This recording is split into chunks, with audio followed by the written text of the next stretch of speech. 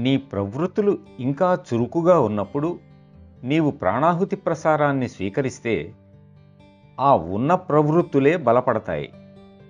బాబూజీ ఇంకా వివరంగా చెబుతూ, నీవు దొంగకు ప్రాణాహుతి ఇస్తే వాడు పరిపూర్ణమైన దొంగగా తయారవుతాడు అని అన్నారు.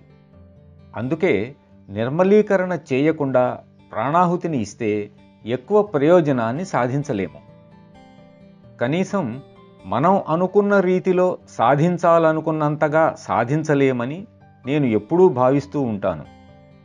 అందుకే మౌలికంగా అత్యావశ్యకము, మన సాధనలో అత్యంత అవసరము అయినటువంటి నిర్మలీకరణ అంశాన్ని గురించి నేను నొక్కి చెప్పాను.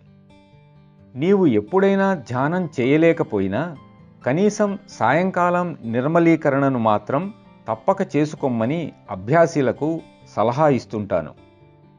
నిర్మలీకరణ ప్రాణాహుతి ప్రసారాన్ని స్వీకరించటానికి తగిన విధంగా మన పాత్రను శుభ్రంగా ఉంచుతుంది. నిర్మలీకరణ వల్ల కలిగే గొప్ప ప్రయోజనమిది.